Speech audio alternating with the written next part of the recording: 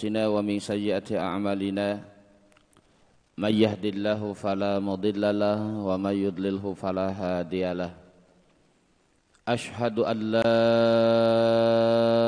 إله إلا الله وحده لا شريك له وأشهد أن سيدنا ونبينا ومولانا محمدا عبده ورسوله الذي اصطفاه واجتباه الذي لا نبي بعده اللهم أرنا الحق حقا وارزقنا اتباعه وأرنا الباطل باطلا وارزقنا اجتنابه رب اشرح لي صدري ويسر لي أمري wahlul 'uqdatam min lisani yafqahu qawli amma ba'd. Hadirin ma'asyiral muslimin rahimakumullah. Puji dan syukur marilah kita panjatkan kehadirat Allah Subhanahu wa taala. Alhamdulillah di subuh ini kita masih diberikan kesempatan yang sangat luar biasa setelah kita sama-sama melaksanakan ibadah salat subuh dengan berjamaah, dilanjut dengan mengisi kajian yang mudah-mudahan Allah Subhanahu wa taala senantiasa memberikan keberkahan kepada kita, berkah umur kita, berkah rezeki kita, juga berkah semua kebaikan kita. Amin ya Allah ya rabbal alamin. Salawat serta salam semoga senantiasa dilimpahkan, dicurahkan kepada baginda alam habibana wa nabiyana Muhammad sallallahu alaihi wasallam, pada keluarga, para sahabat, tabi'in hingga kita sekalian. Hadirin rahimakumullah. Alhamdulillah untuk kajian subuh ini kita melanjutkan materi Al-Fiqhul Manhaji yang alhamdulillah di bulan kemarin materi kita itu sudah masuk di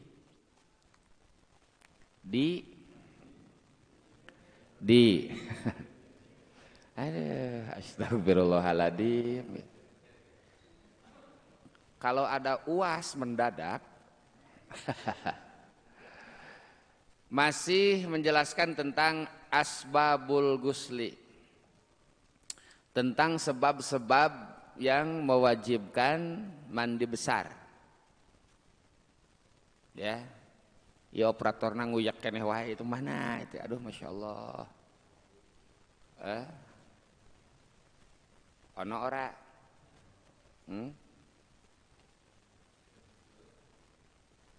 Duh mangkaning teu mawa kitabna ge Pak. Aya. Astagfirullahaladzim. Ya kita mengulang saja. Ya mengulang saja. Asbabul gusli atau sebab-sebab adus ini yang pokok atau yang disepakati oleh jumhurul ulama. Diantaranya yang pertama adalah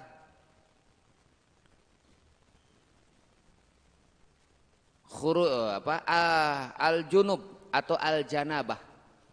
Yang pertama itu janabah. Janabah itu hadas ya, yang diakibatkan dengan dua hal. Yang pertama jima, yang kedua khurujul mani. Ya. Dari jima dan khurujul mani ini maka terjadilah yang disebut dengan hadas janabah. Orangnya disebut junub, bukan hadasnya junub itu. Maka yang benar itu pengucapannya adalah mandi janabah, bukan mandi junub. Ya. Sebab junub itu adalah orangnya, hadasnya adalah janabah. Ya. Itu yang pertama, janabah ya. Yang kedua al-haidu, head. Yang ketiga an-nipasu, yaitu nipas. Nanti yang keenam, yang kelima adalah apa kemarin? Nipas ya, kemarin itu nipas kalau nggak salah. 2 haid ini dengan nipas nantinya itunya. Haid itu udah ini, udah. Terus lanjut. Istihadah juga sudah terus. Dan yang diharamkannya juga kemarin sudah. Nah setelah ini, setelah haid ini, al-wiladah nih, ya. Yang ketiga wiladah. Nah wiladah nyambung dengan nipas. Ada yang disatukan antara wiladah dengan nipas, ada juga yang dipisahkan. Ya. Jadi kalau wiladah nomor 3, nanti nipas itu nomor 4. Ada yang urutannya itu haid, nipas, terus wiladah. Ya, nanti yang terakhir, walaupun di sini tidak dimuat, tapi di fikih-fikih yang lain itu dijelaskan. Yang kelima itu adalah al-maut. Ya, maut. Maut itu juga sama wajib adus. Cuman bukan untuk mayit. Wajibnya itu untuk yang hidup. Mayit itu tidak mesti dia itu mandi. Ya, sebab kalau mayitnya mandi, bubar. Ya. Jadi kalau mati itu hanya untuk kita yang hidup, ya. Makanya ada yang dimasukkan ke asbabul gusti, ada yang tidak. Nah, ini wiladah yang nomor 3. Ini hal yang menyebabkan mandi besar juga. Cuman masya Allah, Bapak hadirin rahimakumullah, kalau dulu di zaman Buraji, Buraji apa Raji? Oh Pak Raji. Apaan awewe atau Pak Haji? Jalin Pak Raji meren, tapi Buraji. Di zaman dukun beranak ya, Pak Raji itu perempuan yang melahirkan itu sama dia suka dimandiin.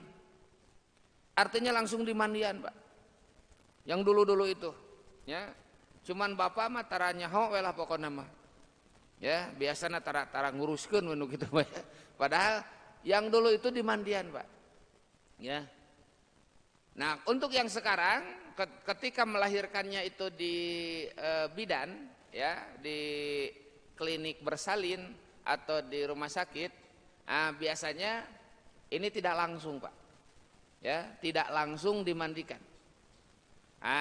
Kalau tidak langsung dimandikan, masalahnya berselang setengah hari atau sehari berikutnya nipas keburu keluar. Ya, nipas keburu keluar. Nah, setelah nipasnya keluar inilah tidak dilanjut mandi besarnya. Sebab nipasnya keburu datang. Gitu, Pak. Apakah jadi permasalahan? Tidak juga sebetulnya, Pak. Ya. Kenapa? Sebab ketika tidak mandi sekalipun, ya, dari wiladah ini, kalau disambung dengan nipas, tetap saja si perempuan itu tidak bisa untuk ibadah sholat. Nah, makanya memang ada juga yang mandi besarnya itu dirempetkeun we engke sekaligus. Ya, disimpalkeun gitu ya. Dan ini banyak terjadinya sekarang, Pak. Ya, ketika istri itu melahirkannya di klinik bersalin atau di rumah sakit. Tidak langsung dimandikan, ya. 2-3 hari keburu datang darah nifas. Bapak sok merhatikan tara. Nyata tara peduli kan kitu Bapak mah. Nya sok tara ararapal gitu saja. Pokokna mah indungna salamet, budakna salamet, alhamdulillah gitu ta. Ya. Ya padahal wiladah ya. Ini sesuatu hal yang mewajibkan mandi besar. Apa itu wiladah? Al-wiladah hiya wad'ul hamli. Melahirkan itu artinya mengeluarkan yang dibawa. mengeluarkan bawaan. Wad'ul hamli, wad'u itu asal katanya menyimpan, hamli itu artinya membawa, menyimpan sesuatu yang dibawa. Ya, makanya perempuan yang lagi mengandung dalam bahasa Arabnya hamil.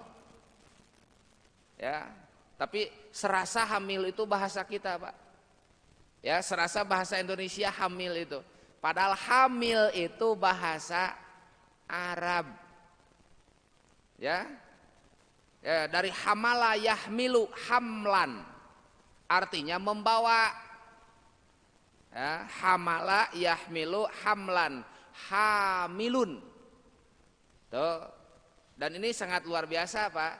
Hamil ini salah satu kalimat yang antara laki-laki dan perempuan ini tidak pakai ciri. Sebab hamil itu biasanya hamil itu ya untuk mengandung hanya untuk perempuan, sehingga tidak perlu pembeda kalimat ini untuk laki-laki atau untuk perempuan. Ya. Sehingga walaupun untuk perempuan hamil, di kalimat-kalimat yang lain kalau bahasa Arab itu antara laki-laki dan perempuan dibedakan. Ya, contoh misalkan muslim laki-laki, kalau perempuan muslimah. Kalau mukmin laki-laki, perempuan mukminah. Itu. Soim untuk laki-laki, perempuan tuh si soimah, bener eta. Soimah. Ya, ada pembeda laki-laki dan perempuan. Untuk haid, hamil di situ tidak ada dan tidak perlu adanya pembeda. Sebab kalau ada haidotun berarti perempuan haid, kalau haidun laki-laki haid. Ya. Kalau ada hamilatun perempuan haid berarti hamilun laki-laki haid. Maka tidak dibedakan. Hamil walaupun perutnya sama-sama berisi. Ya. Sama-sama kelihatan perutnya itu hamil tapi beda isinya. Itu ya, maka tidak tidak disebut hamil. Hamil itu khusus membawa janin. Dan janin juga perlu Bapak ketahui, janin juga bukan bahasa Indonesia. Ya, bukan bahasa biologi. Janin juga itu bahasa Arab, Pak. Masya Allah ya. Kalau ditelaah Ibu Bapak sekalian, bahwa ternyata Indonesia itu identik dengan Arab. Dari dulu ini Pak, sampai bahasa pun terpengaruh. Dan penelitian sekarang ini Masya Allah Ibu Bapak sekalian, ternyata menurut para ahli, Islam datang ke Indonesia ya, ini di abad-abad pertama Pak. Ya, di awal-awal datangnya Islam sudah sampai ke sini sebetulnya. Ya, cuman datang walana we ka dieu nu ngacaukeun sejarah teh. Terang walana Pak. Epan sawona aya geuning di urang. Ya sawa walana. Mengaburkan sejarah dengan seenaknya menyebutkan Islam datang ke Indonesia abad 12. Oh, kaberangan, Pak. Ya, salah eta teh. Ya, tong didenge teuing ta buku pelajaran juga kitu teh. Salah. Ya, sebab Islam itu sudah datang di awal-awal, Pak. Ke kita ke sini. Terbukti yang tidak bisa terbantahkan itu adalah bahwa bahasa kita bercampur dengan bahasa Arab. Ya. Begitu Pak diantaranya lah, ya. Nah, hamil ya, hamil artinya perempuan yang membawa. Wiladah melahirkan artinya wad'ul hamli, menyimpan yang dibawa. Sebab selama 9 bulan dibawa ke sana kemari. Nah, ketika sudah waktunya disimpan, dikeluarkan, disebutlah wiladah. Walada yalidu wiladatan. Ya, artinya melahirkan. Qad takunul wiladah wala yaqibu khurujul walad damun. Khurujal walad damun. Tapi terkadang ya pakai kod takunu terkadang Qad masuk fi'il mudhari itu maknanya taklil. Kalau qad masuk fi'il madi itu tahqiq ya dan takrib. Begitu ya. Kalau belajar bahasa Arab. Contoh seperti tadi sebelum sholat ada yang qomat. Qad qamatis sholatu qad qamatis shalah. Qad masuk fi'il madi kata kerja lampau. Itu maknanya takrib. Takrib itu sholat sudah dekat akan didirikan. Tuh contohnya. Ima qad masuk ke fi'il mudhari. Terkadang, kalau terkadang itu berarti tidak banyak, Pak. Terkadang melahirkan tidak diikuti dengan keluarnya darah nifas. Ya. Fa hukmuha hina idin hukmul janabah. Maka perempuan yang melahirkan tapi tidak diikuti setelahnya dengan darah, ya, tidak diikuti dengan darah, maka hukum perempuan itu sama dengan janabah, dengan junub, ya, sebab bayi itu lahir dari gabungan sperma laki-laki dan sel telur perempuan. Ketika keluar hukumnya sama dengan keluar mani. Maka walaupun si perempuan setelah melahirkan bayinya tidak dilanjut dengan darah nifas, maka tetap wajib si perempuan tersebut mandi besar. Gitu Pak ya. Fa hukmuha hina idin hukmul janabah li'annal walad munakidun min ma'il mar'ah wa ma'ir rajul, sebab anak itu terbentuk dari air laki-laki dan air perempuan. Sementara kedua air itu ketika keluar wajib mandi. Ya, yang tadi disebut janabah, junub, Pak. Ya. Wala yahtaliful hukmu mahmah talapal hamlul maudhu' aw tariqu wad'ihi. Dan tidak ada perbedaan pendapat ya hukum tentang wajibnya mandi untuk perempuan setelah melahirkan. Bahkan di sini disebutkan walaupun beda-beda cara hamil, cara melahirkannya, ya, cara melahirkannya beda-beda, caranya beda. Seperti misalkan ada yang melahirkan secara normal atau disesar, ya, melahirkan secara normal atau disesar, tetap saja ketika bayi itu keluar maka wajib mandi besar, wajib adus. Ya kan, kalau melahirkan itu identiknya keluar dari jalan yang biasa. Kalau disesar itu kan tidak biasa. Ya, walaupun perbedaannya seperti itu, melahirkan normal dengan yang tidak normal, tetap saja khurujul walad, keluarnya bayi, dan itu tetap wajib mandi besar. Wa ida aqaba khurujal walad damun wa huwal ghalib summiya nifasan. Dan apabila ya diikuti langsung dengan keluar darah, ya, diikuti langsung keluar darah, dan wahwa al ghalib. Ghalib itu artinya apa? Ghalib itu umum, mayoritas. Galib benci urang mah.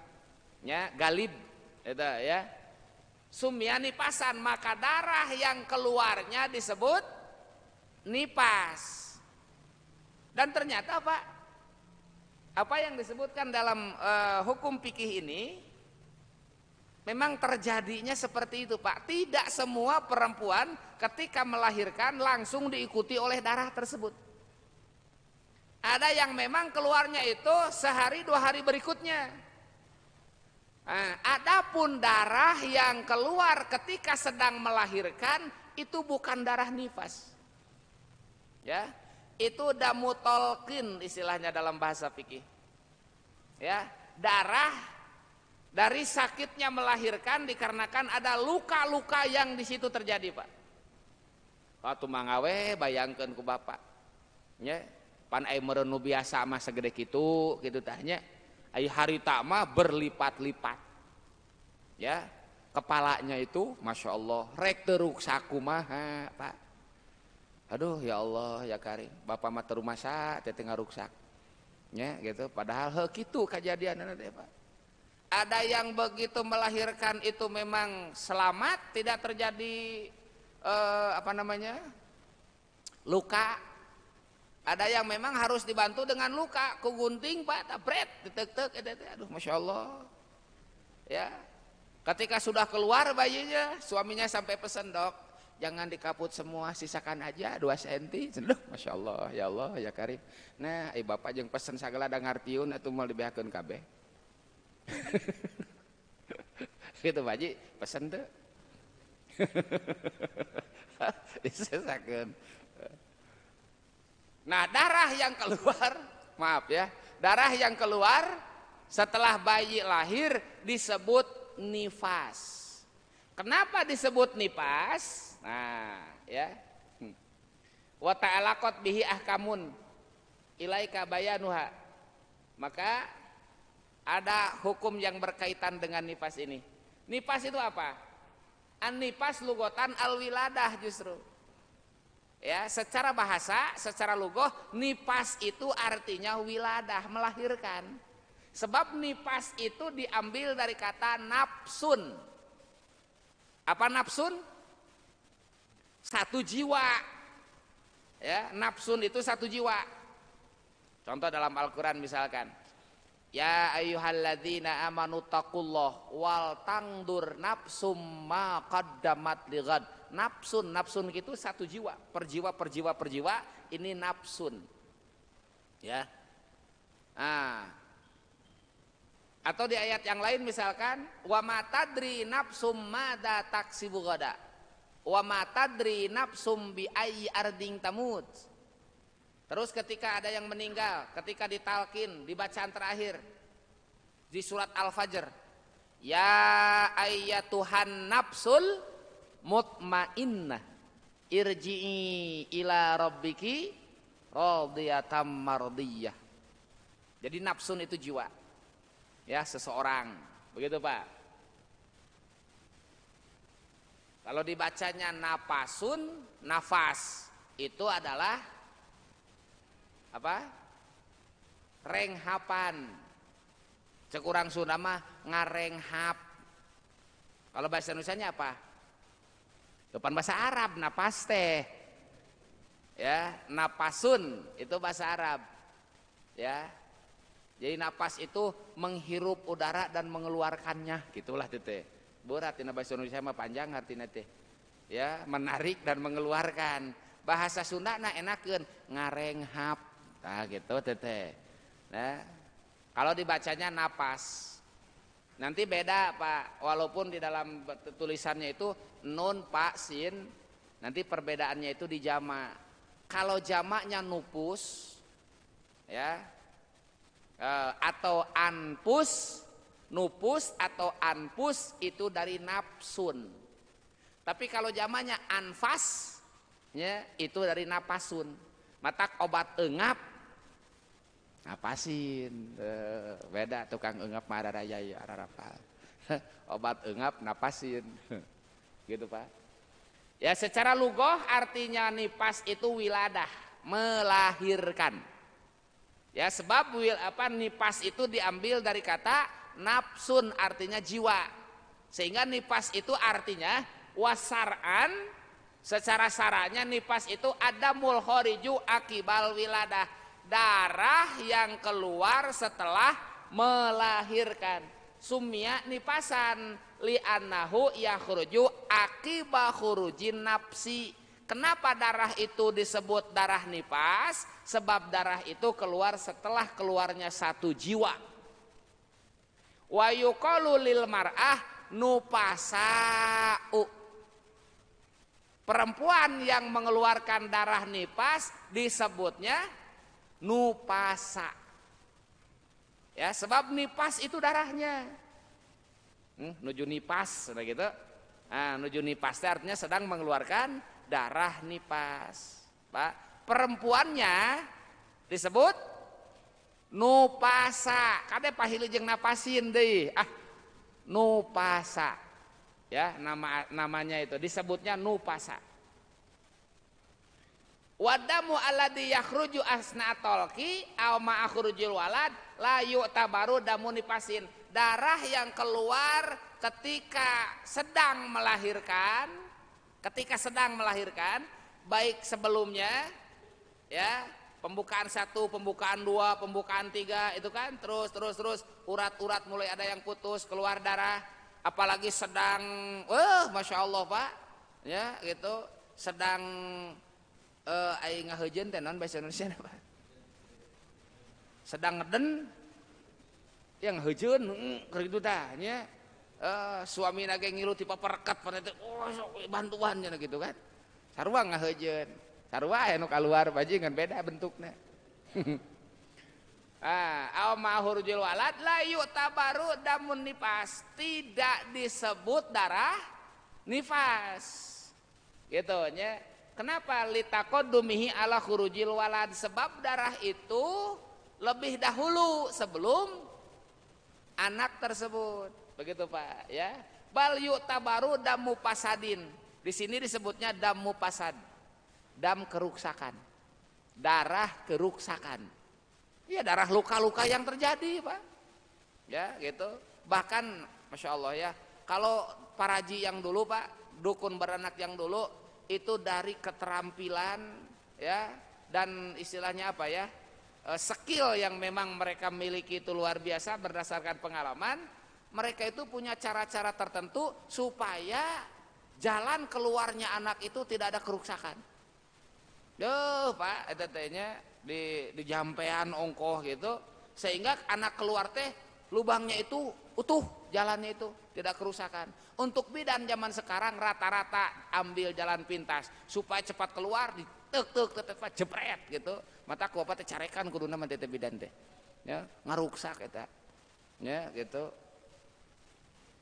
Dibujeng engal gitu Pak. Mencek urang sieun mah dibujeng engal wae daripada lila cenah karunya ieu naon ngahujeun lami teuing ditek-tek ke sekalian. Gitu ya. Wa ala dalik tajibu shalah asna atolki walau ro'at adama, sehingga ketika seorang perempuan melahirkan terus tidak langsung, nih aturannya Pak, tidak langsung keluar darah nifas sampai sehari 2 hari misalkan ya, tetap si perempuan itu wajib sholat. Makanya setelah melahirkan wajib mandi, sebab sama dengan janabah. Gitu Pak ya. Makanya wajib mandi. Begitu. Nah, ketika setelah melahirkan beberapa jam kemudian langsung keluar darah nifas, baru tidak ada kewajiban untuk sholat. Ya, kalau misalkan melahirkannya itu di luar waktu sholat. Seperti pagi-pagi misalkan sebelum duhur, atau malam misalkan sehabis isya ya. Nah, tapi kalau misalkan di dalam waktu sholat ya, antara duhur dan asar, antara maghrib dan isya misalkan ya, itu kan sudah masuk waktu sholat, dia melahirkan dan ternyata tidak langsung keluar darah nifas, maka dia tetap wajib sholat. Walaupun pada kenyataannya si perempuan itu tidak bisa melakukan sholat dikarenakan dalam keadaan melahirkan. Maka ingat, nanti si perempuan itu setelah sehat, setelah nifasnya beres, sholat yang itu wajib diqodho. Ya, wajib diqodho. Kalau setelah melahirkan tidak langsung diikuti oleh darah nifas. Dan itu terkadang terjadi. Cuman galibnya, umumnya tidak lama kemudian bayi keluar ya, itu dilanjut dengan darah nifas keluar. Kebanyakannya langsung Pak itu keluar ya. Makanya kalau langsung ya tidak mengapa tidak langsung dimandikan ya.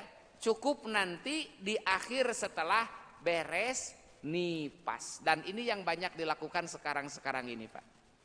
Ya. To wajaba qodouha, maka wajib qodho sholat. Kalau peristiwanya yang tadi, ulangi Pak. Kalau si perempuan melahirkannya itu sudah masuk waktu sholat, jam 12:30 atau jam 1 siang misalkan, ya melahirkan dan tidak langsung keluar darah. Nah, tapi si perempuan itu kan tidak bisa langsung melakukan sholat sebab keadaannya tidak memungkinkan untuk melakukan sholat dan itu dimaafkan, ya sebab repot pada saat itu. Tapi kewajiban tidak hilang, ya tetap wajib sholat itu. Nah, nanti misalkan keluar darah nipasnya itu misalkan maghrib nih, baru keluar darah nipas, berarti beberapa jam setelah melahirkan tidak langsung ada darah nipas. Darah yang keluar tadi itu darah luka atau darah ruksak tadi, ya. Nah, itu bukan nifas. Itu diantaranya Pak, ya. Untuk membedakannya bagaimana darah haid, darah nipas dengan darah luka? Jelas beda Pak. Darah luka itu segar. Kalau darah nipas itu warnanya kehitam-hitaman. Ya, darah nipas itu kehitam-hitaman, semu hidung. Itu Pak, ya. Kenapa? Sebab hakikatnya darah nipas itu adalah darah haid. Itu Pak, ya. Darah nipas itu darah haid. Berapa lamanya waktu nipas? Nah, lamanya waktu nipas ini tidak jauh berkaitan dengan berapa lama kebiasaan perempuan tersebut haid. Cuman di kita Pak, di Jawa Barat, di Bandung khususnya, biasanya sok dibatas 40 poe, 40 hari. Padahal tidak mesti Pak, tidak mesti. Makanya oleh para ulama diukur, dibatasi. Muddatuhu, muddah itu artinya waktu nipas. Bapak punten maaf, dulu istri Bapak biasanya beres nipas itu berapa hari? Ara ringet ente meni para roho ima abong geus heubeul teu boga budak.